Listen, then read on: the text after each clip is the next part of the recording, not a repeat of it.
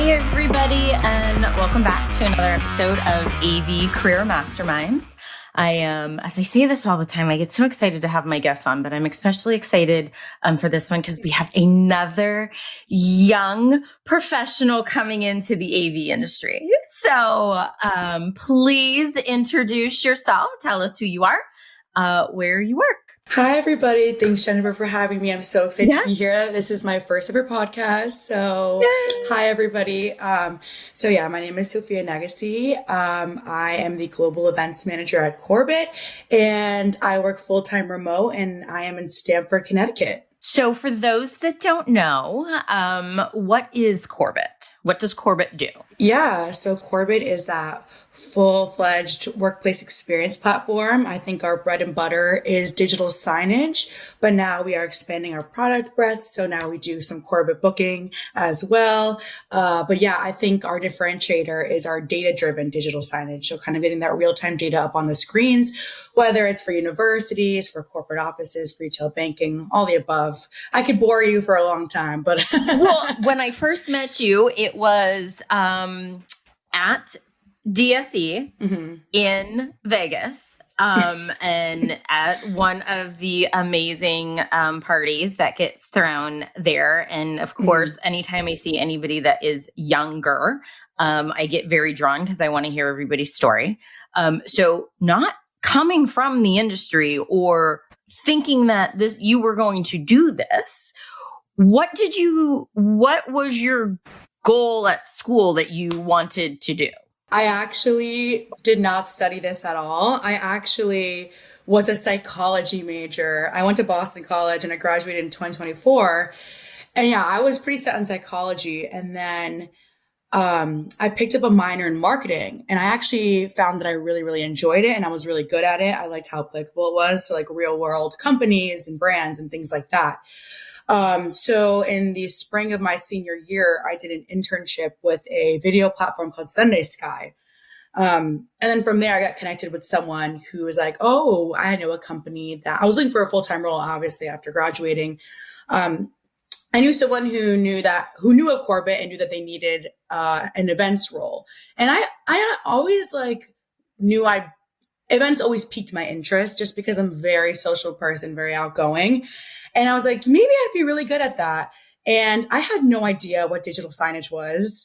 I think the way they try to explain it to me was that it's like the billboards in Times Square, the way that content plays on that. And I was like, yeah, let's do it. Like, I really had no idea. And then I joined June of last year. So I've been here for a little over a year now, which is so crazy. And I've dived into a whole industry I did not know existed. And there's so much to it.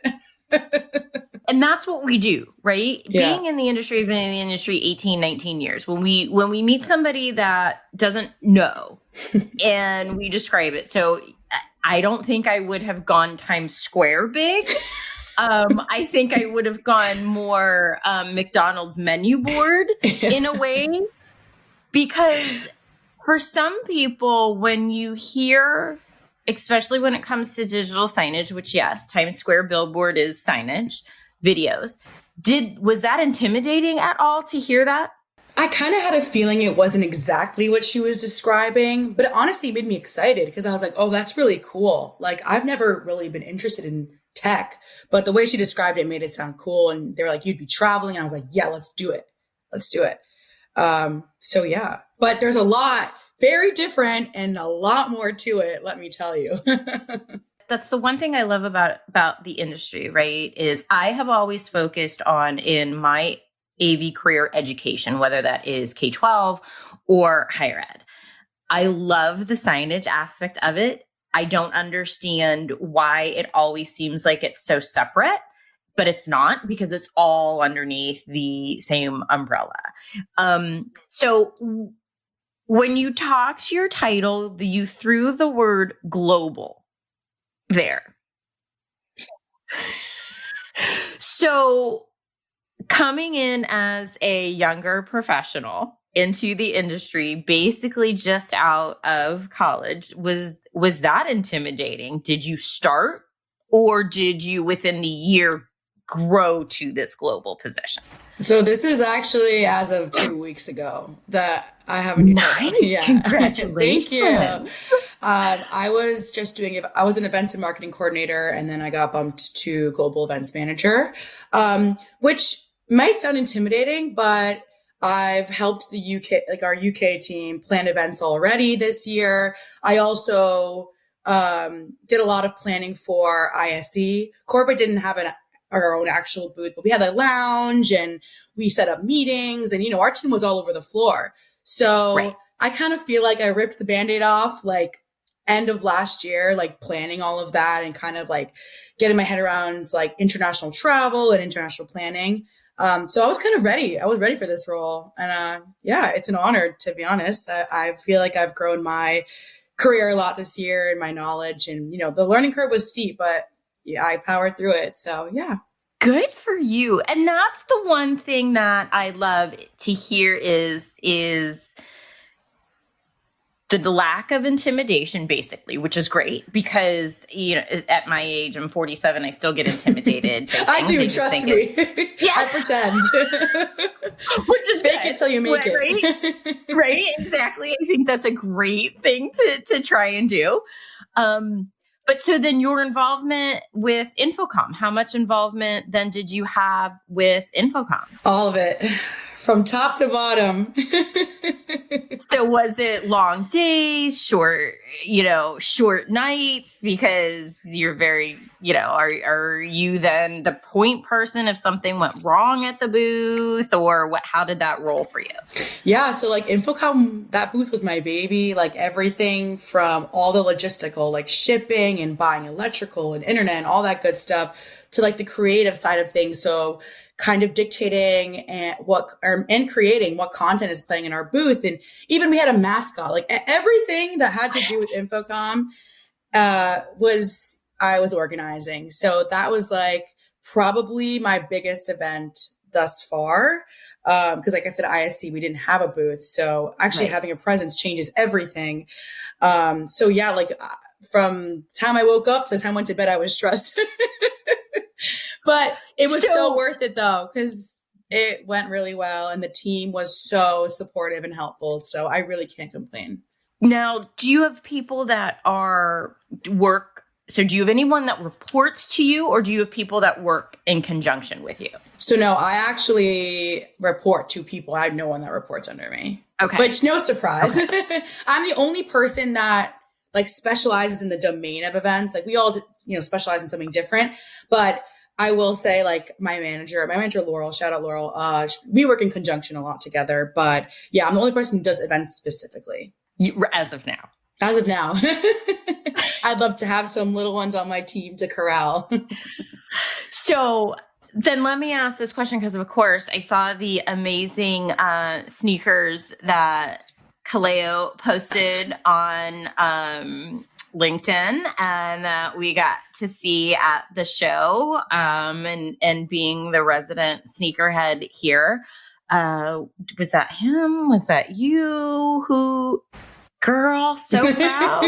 So proud. I'm so happy. So I've seen a lot of, first of all, I did not realize this community was so big on sneakers until, I got here and everyone's like wearing these cool kicks. Everyone's posting about them. It's like this whole community. I mean, And I was like, we got to get on board. Like, we got to get Korbyt on board. I think it'll make us look like cohesive as a team. It'll make us stand out. So I made some custom Nikes for us, and it was awesome. They were amazing. And what I love to see too is that it is a community, and it started conversation. Did you notice that? Yes. As you were at the booth with people, did people start conversation first with shoes and then go to business, or? 100. It's always like that with what you're wearing, with what you're saying. Like, you never just start, what can you do for me? Or what can I sell you? Like, No, it never starts like that. And it always starts with a conversation starter. And I think the shoes were a perfect way to do that. Amazing. So let's kind of talk back about you being at school and a minor in marketing. So your minor in marketing, what were you doing with that? Because, when you look at psychology and then with a minor in marketing, those are two way opposite kind of ends of this spectrum of what you could do. So your minor in marketing, what were you doing? Because that again, to me, is a big breadth of lots of things that you could be doing with marketing. So what were some of the classes that you took that kind of helped you now with this position that you didn't even realize were going to help you? Yeah. So actually, psychology and marketing do go really well together. You wouldn't think that, but I liked how they would tie in together because I liked understanding the way we work and the way we make decisions. And then I feel like that correlates directly with marketing because then how do you sell to people, right? Because you know the way people think and the way they work. So that's why I liked that they tied together. And I will say, because I did a minor and it doesn't require like a, huge ton of classes, that my focus was a little more broad.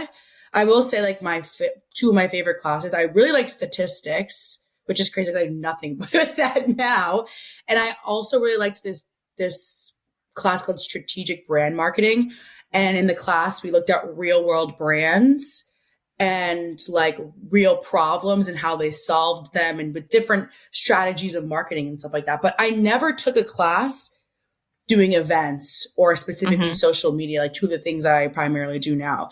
So honestly, I kind of took a random guess that I would be good at events, and here I am. So well, and I think too, if I look at it and I love to plan my own parties, right? I used to have at my house every year an ugly sweater party, and it was this big thing. And every year it grew and grew and grew, right? And now it's just gotten way out of hand, and I might be too old to even think about it anymore. But anyway, I think those type of things, if you like to do those type of things for yourself, and I don't know if you like to do that, but that kind of would transcend to being able to, it's okay, I don't have a degree in events, or I didn't take any, but I like to do it for myself.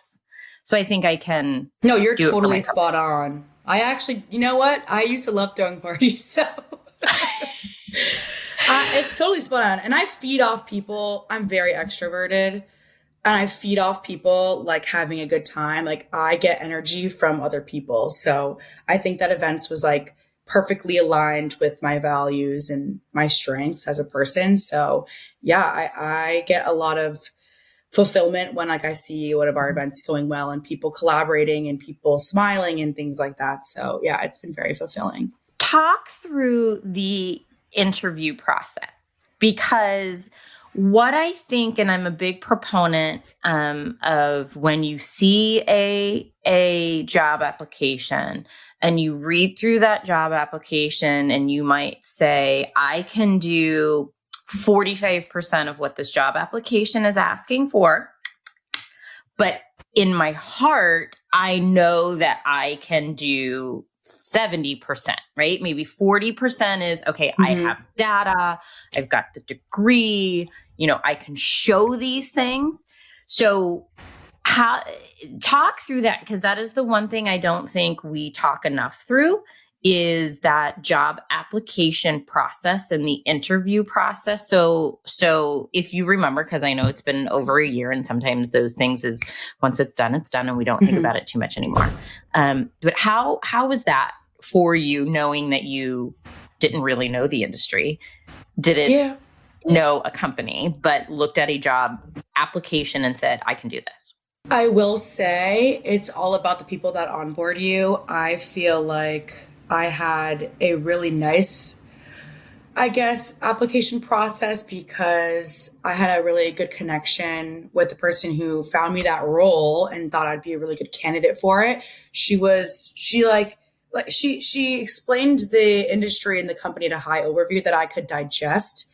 And when I actually interviewed with our guy who does demand gen right now, he was super, super kind and he kind of like walked me through it. And honestly, I was just so excited to graduate and come into this new role that I was not as intimidated in the beginning. Like I was like, oh, like I studied all this. I can do this. I was confident in my skills.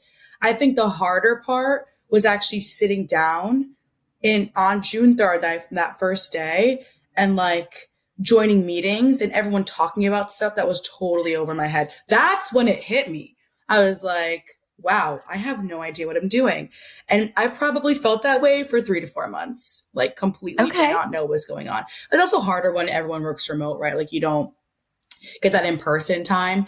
But I think that's where I kind of had to giddy up, like kind of really have confidence in myself that I could overcome that period, because that period was a little challenging. I think that there was just a steep learning curve, and I kind of wish I did more to like teach myself, like take courses or, do that kind of stuff to like feel more capable. I think the way I overcame that was by people in my company, like mentors. Like I do want to shout out Kaleo, because he was the first person who brought me to these events, and he was the one introducing me to people. He was the one pointing out companies at different booths, being like, this person is this person is this. So I think people and my colleagues were the way I fully felt the most capable, like in this new role. I think regardless of where you are in your career, regardless of what industry you're in, when you start at a new company, there's always a learning curve of things, the company culture and the way the company does things. So everybody, I think, does experience that. But yes, I think when you go into a brand new industry, that could be difficult. So did you ask questions? Were you kind of maybe that first month, let me just sit and listen and take notes of what I don't know and then let somebody go through it? Or did you raise your hand in those meetings at the beginning and go, okay, I have no idea what you're talking about. Can somebody please explain it to me? Or what? I think in like team calls, I was a little bit nervous, and maybe I wouldn't ask the question and interrupt them. I more so would like pull them one-on-one and like really pick their brain. I thought that was the most effective. And I kind of knew, I was very nervous to ask questions, but I knew like I have these first 3 months to ask whatever questions I want without looking dumb, because I'm new. If I don't do it now and I do it in a year, then I'm going to look dumb. I'm like, this is the time where I can be naive, where I don't have the expertise. Like, let me ask all the questions I can. And obviously I was looking at, there's so many random acronyms, like even like the generic company jargon, like end of day EOD. Like I remember like the first time I heard that, I was like, what is that? I had to look it up. Like, I'm not even kidding. Google search bar was my friend for a while, but yeah, I'm always, after like that whole experience, I'm always a proponent of asking questions, because like, just do it, even if you think you sound dumb. Like the learning curve for this industry, for any industry, like you said, it is steep. It can be steep. So for someone with little technical, I'm still asking questions till this day. So. Well, and I think we all do. And the thing that you think about too is technology changes all the time. Mm-hmm. As soon as you learn something, it's going to change tomorrow. And so we're all asking questions. And that's why I say we're all a learner. I never like to hear anybody say that they're a veteran, because you're never really going to learn everything, right? You are seasoned in the industry is the way I like to say it. But it changes so much. So for anybody that's younger out there, because what I always promote too is the fact that company names are important, right? So when you thought of potentially looking at marketing maybe and said, I don't know if I really want to do like full blown psychology, but let's do the marketing aspect of it. Had you ever heard of Korbyt before, or would you have looked at like the names that everybody knows? I would say initially I would have probably been interested in like name companies, right? That we all know and love. But, now that, I'm in the working world, I think it's good to branch out. Like there's so many small companies that like are so great. That's what I've learned, like startups and all that good stuff.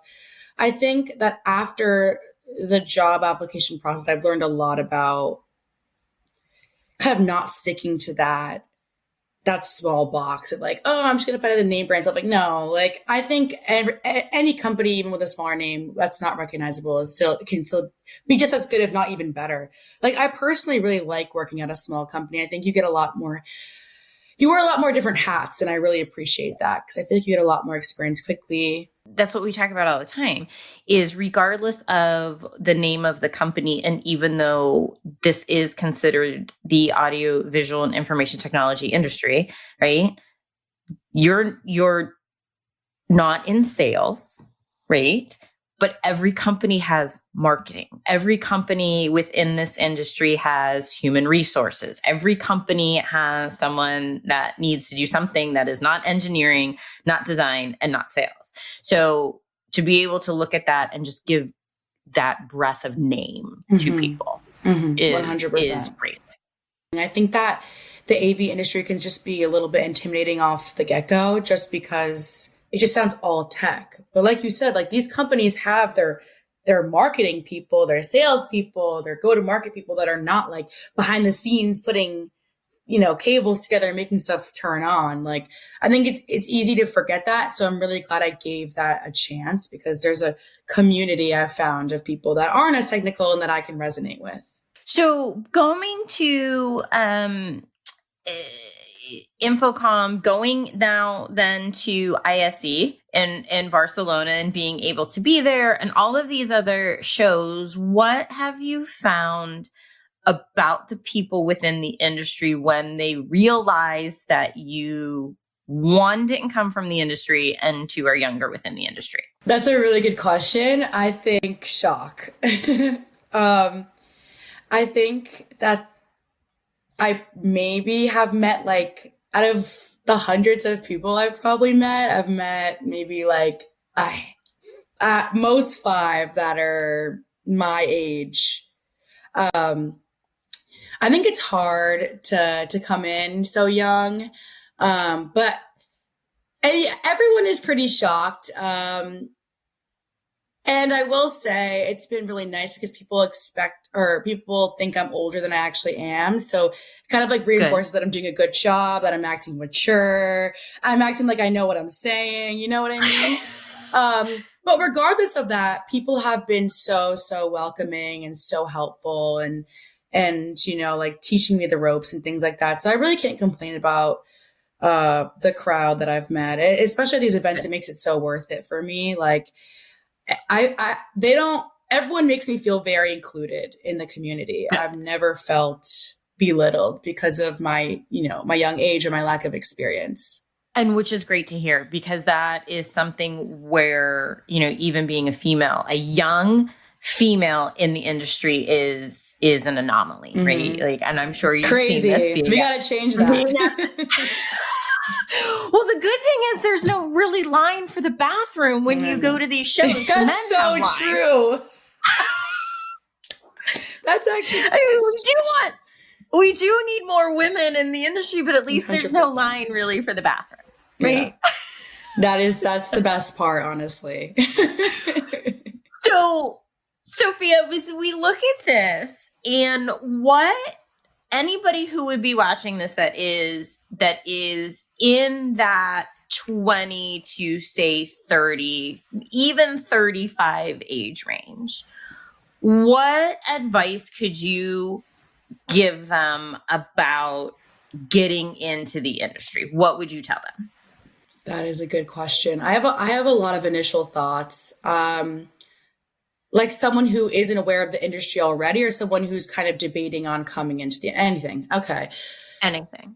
I will say you don't really know you like it till you try it. I think experience is something that was emphasized to me as being key to like really learn what you like and what your strengths are. So if you told me that the role I'm in now, that I would be really good at it, like, I don't know if I would have believed you like more than a year ago today, especially in this AV industry. Like that really intimidated me at the beginning. I think like if you see a role and you see that some of the responsibilities are aligning with your core values, but like the industry name isn't typical to what you think you'd be good at, like, no, just try it. Just try it. Because each role is unique regardless of who you're working for and what the industry is. I think that just going in there with an open mind and just putting your best foot forward and getting that experience, and if you don't like it, you don't like it. And if you do, then you realize something for yourself. Like maybe you do want to pursue a career, in this industry or this company. I think it's all about just having an open mind and and being outgoing, putting your best foot forward, meeting people, like just put your all into what you do because you will see results, I don't know. That's what I've learned this past year. That's awesome. So then let me ask this question as you were saying that, how do you explain your company, not what you do, because what you do is everybody understand that there's events. Everybody's been to some type of an event, whether they've planned their own event or a wedding or anything like that. It's an event. Global, everybody understands the word global. Now, how do you explain Korbyt to friends and family? This is such a good question. I try to like make it more of like an experience when I describe it. So I'm like, you walk into an office and you're in the lobby and you see like that first screen when you walk in and it has like weather or company updates or like a wayfinding, like how to find your office room or, I try to bring them through the experience. Like, the screens that are around your office that have updates, that have employee shout outs. Like, I don't know. I try to like kind of relate it to like their experience. So I'm like, if you're walking on campus and you see this map of the building or I try to like make it, like I said, like the experience. So like they can like if they were in their own shoes and they were walking around like an office building or campus or I don't know. I don't know. That's a good question. I even till this day, I kind of have a hard time because people really just have no idea. But then when you kind of like dumb it down a little bit for them, yeah, I think they're like, oh yeah, like we have that in our office or we had that at our university. So yeah, I try to make it sound more fun than people can make it out to be here. So, and have you found when you've done that it's all around us? We have all seen it, but the people have not really processed how it's gotten there? 100%. I didn't when I saw it around my campus, I had no idea. I'm like, oh, a presentation's rolling around on that screen. Cool. But there's so much that goes into it. It's really fascinating. And there's so much you could do with it. All the interactive displays now and LED. It's really cool. I've become kind of a tech nerd myself. I go to these shows and I'm like looking at this. I'm like, what? Like, that's so cool. I'm like a nerd now. We all are, whether we want to be or not. We've all become nerds in this industry, which is totally because I absolutely love it. So one last question before we start winding down, and and you can tell everybody where they can find you. So what is your favorite part of doing your job? Events, 100%. The community, the people. It's the most fulfilling part. Like I can go like 3 months without seeing anyone, and then that one event, my whole fulfillment right there. Yeah. So then how often is Korbyt doing events that you get to go out to? Yeah. So I usually go to the larger trade shows where we have like our 1020 booth. I would say I think last year was an exception. I traveled more than I feel like I usually would. But we have about like 3 to 5 larger trade shows a year. So I'll definitely go to those. So then the smaller little regional ones might be we'll send our regional, sales team, our partner team. But those bigger ones, I'm a lock to be there for the most part. Well, I think that you are an amazing person. I was so drawn when I got to meet you because you are very outgoing. You are very welcoming. You have that personality where it doesn't matter. Just come up and talk. And I think that is great for a young professional in the industry and for others to be able to see, because it can be a little bit, as you said, intimidating, right? And I know this. So anybody that's out there that either wants to connect with you, if they are young and want to ask questions, which I hope that you start to get some of that, or if anybody wants to understand what Korbyt is and what Korbyt can do for them, where can they reach you? Yeah, so I'm always on LinkedIn. So my first space last name on LinkedIn, you can message me there. Or I don't know if I should give my email, but I'm open. Whatever you want to give. Yeah, my first last name at Korbyt, KORBYT.com. Yeah, I'm open. Like, please, I'm open. I want new AV friends. I'm always trying to make new AV friends. And thanks for that lovely, That's so nice. That's who I aspire to be. I love being outgoing. I love making connections. And yeah, I can say the same to you as well, Jennifer. You've been such a role model in this industry and so nice, making me feel welcome. So I really appreciate you having me here today. I am so glad I was finally able to I get you know. on. It's been a long time. Yeah. And I did not forget, and I knew we were going to get it. And it's just, timing and all of that is always perfect. So I am so excited that you are doing so well. I am so excited that I will probably for sure see you in Barcelona, if not at another show sooner than that. But everybody, remember, it does not matter your age in this industry. We want the young professionals to come in. You can see that Sophia has said that everybody was very welcoming to her. We all get over the shock because we're not used to young, but we know that we need to have it. And thank you so much for being on and being so energetic and so lovely to talk to. And remember, everybody, we are all more than words. The network for the AV industry. What are you listening to? This is AV. This is AVNation. This is AVNation.